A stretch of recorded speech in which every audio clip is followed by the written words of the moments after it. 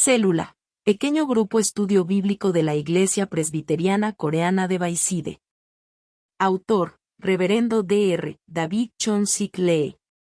Capítulo 149. Alaben la misericordia de Jehová y sus maravillas. Salmo 107, 21-43. Alaben la misericordia de Jehová, y sus maravillas para con los hijos de los hombres, ofrezcan sacrificios de alabanza, y publiquen sus obras con júbilo.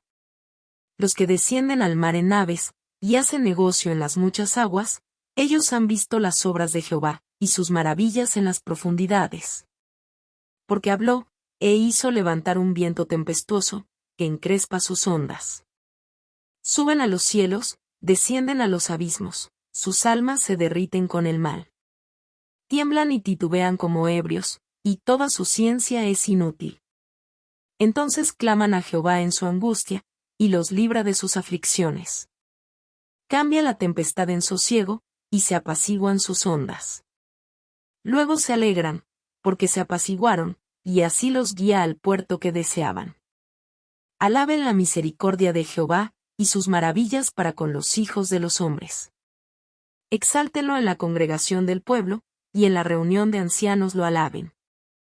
Él convierte los ríos en desierto, y los manantiales de las aguas en sequedales, la tierra fructífera en estéril, por la maldad de los que la habitan. Vuelve el desierto en estanques de aguas, y la tierra seca en manantiales. Allí establece a los hambrientos, y fundan ciudad en donde vivir. Siembran campos, y plantan viñas, y rinden abundante fruto. Los bendice, y se multiplican en gran manera, y no disminuye su ganado. Luego son menoscabados y abatidos a causa de tiranía, de males y congojas.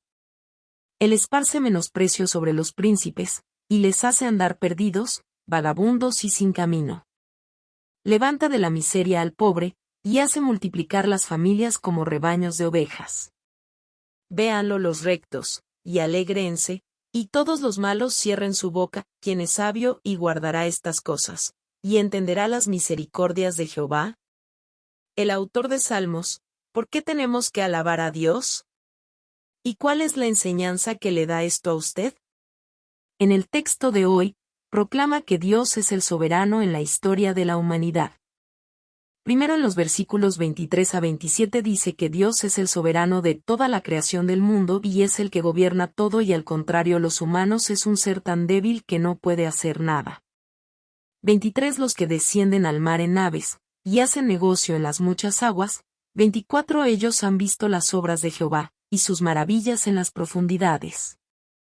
25 Porque habló, e hizo levantar un viento tempestuoso, que encrespa sus ondas. 26 Suben a los cielos, descienden a los abismos, sus almas se derriten con el mal. 27 Tiemblan y titubean como ebrios, y toda su ciencia es inútil. Estas palabras dicen que los pescadores que son profesionales frente al mar, delante de la naturaleza, son como personas débiles. Un barco por más grande que sea, frente al mar es tan pequeño como una hoja de un árbol, y cuando llegan una tempestad con olas grandes lo marean a la deriva. La vida es como este barco, que cuando vienen las olas de dificultades, nuestras vidas están a la deriva sin poder hacer nada siendo llevados por las olas.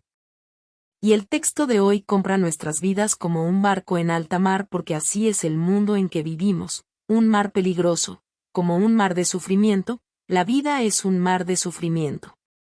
En realidad, la vida es un mar de sufrimiento puesto que el mar puede estar tranquilo en un momento, y no sabemos en qué momento va a llegar la tormenta arriesgando nuestras vidas con desgracias.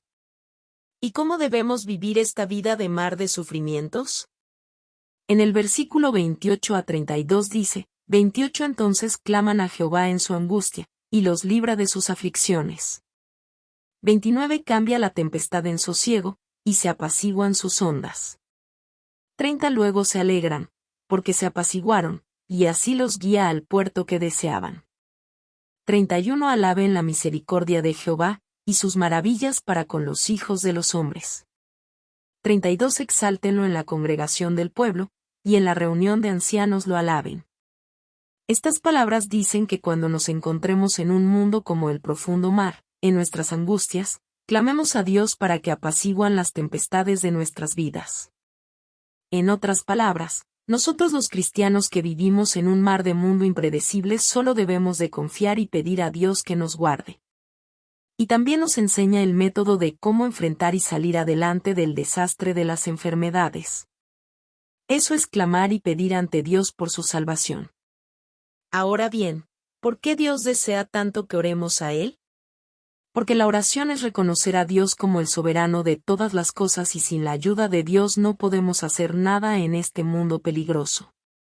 Especialmente, el versículo 30 sobresale, 30 luego se alegran, porque se apaciguaron, y así los guía al puerto que deseaban. Estas palabras significan que por la tempestad no podían hacer nada, pero clamaron a Dios, y el mar se aquietó para poder volver sanos y salvos al puerto. Pensemos en el corazón de los pescadores que estaban en angustia mientras estaban en alta mar. Probablemente pensaron, estamos vivos, estamos salvos, estamos en casa, respiraron de alivio.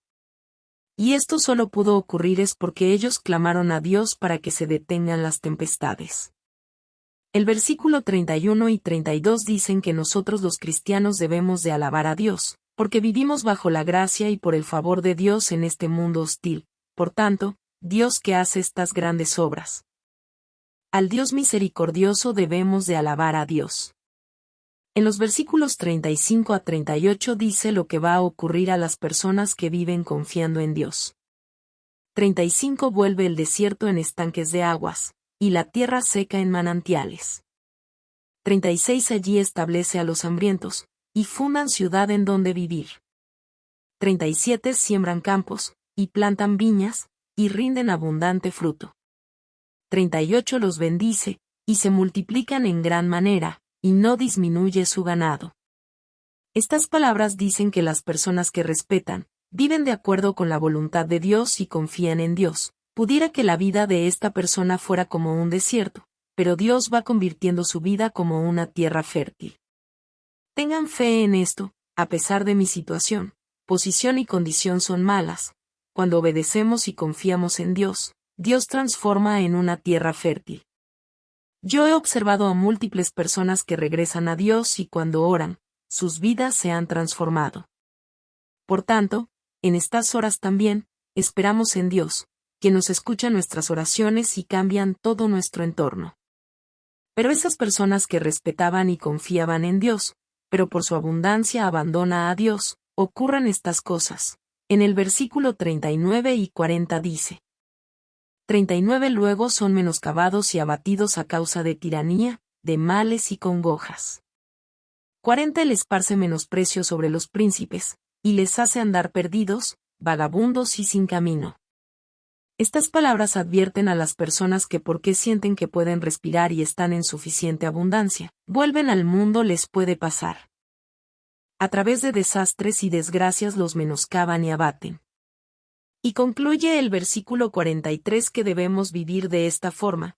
43 Quien es sabio y guardará estas cosas, y entenderá las misericordias de Jehová. Estas palabras dicen que debemos recordar que Dios es el soberano de todas las cosas y que es misericordioso para aquellos que los buscan. Por tanto, no debemos de olvidar nunca que debemos vivir dentro de Dios, pidiendo y clamando en nuestras angustias para que Dios nos abra el camino y vivir continuamente alabando a Dios. ¿Ha experimentado alguna vez que salió de una dificultad orando a Dios? Vamos a compartir esto. Vamos a compartir lo nuevo que has sentido y decidido con las palabras de hoy.